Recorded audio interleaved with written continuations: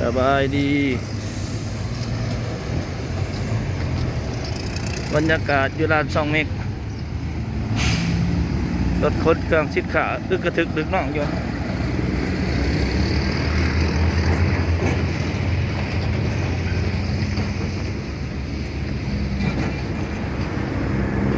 ก็ถึงตลอดเครื่องเนาะ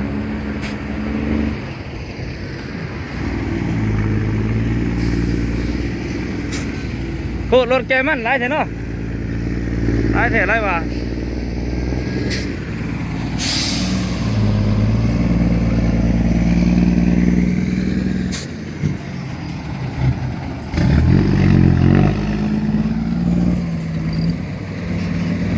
ดูโอเคประเทศไทยไป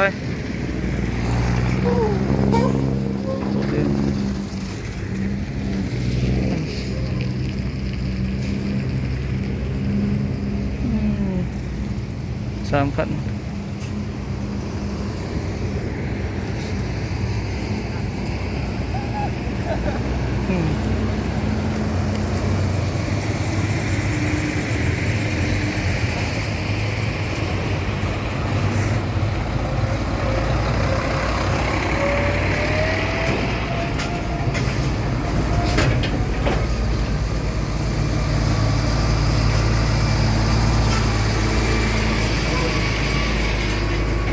รถงาจัดเขาก็ได้ขนาดเด้อขอบใจได้ไรไอ้น้องก็จะบอก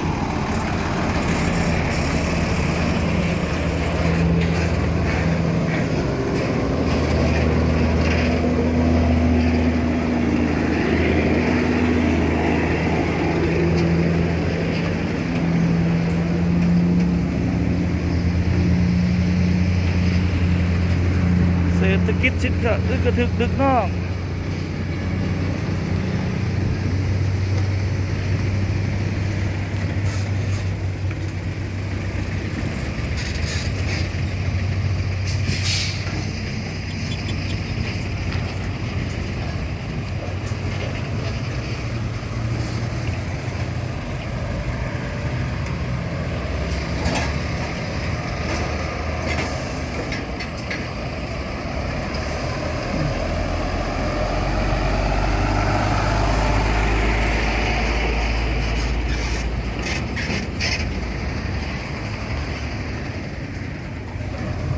มาเต้สิมาถ่ายคลิปเลย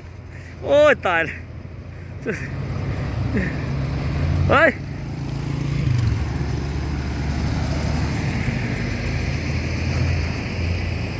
มือกล่องมาหลายโพดมานี่ตึกดังใหม่ไก่เบิ้งโอ้ยังกำลังก่อสร้างรถบรรทุกไทยมีแต่คันงาม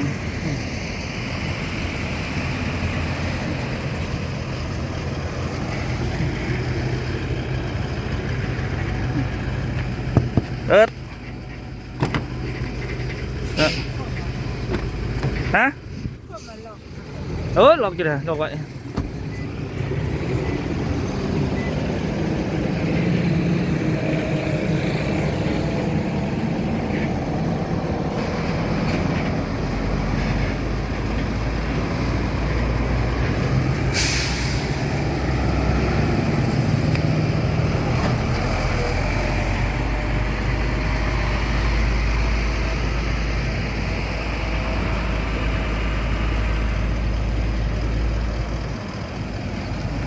มีแต่รถบ่มีคนเนาะ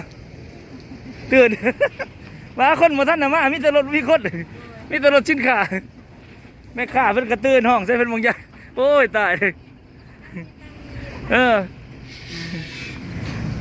ห้องทำแม่ข้าก็เลยมาตื่นบอกไปจะไปก่อนไปเดี๋ยวขอบใจอะไรจะซื้อยังจ้ะอยากซื้อน้ำเพิ่นซอยเพิ่น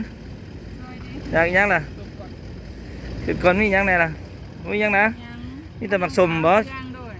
หน้าบ้านก็มีเห็นบ่น้ำเย็นมีเลยอยากยังก็เดือดเบิ่งเขาเอา อืม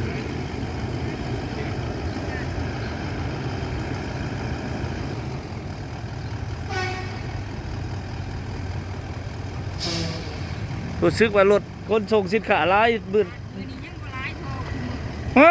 มือแห้งร้าย คู่มือหลายกว่านี้บ่โธ่มันนี่คือถึกเนาะ แม่น เออ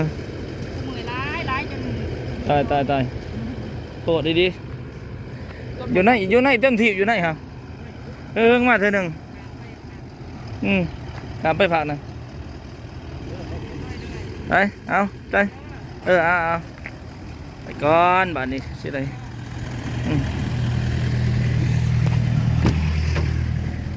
ออนไลน์โอ้ยโอ้รถไล่ดิ โคตรมันเป็นชัด ตัวนี้นะ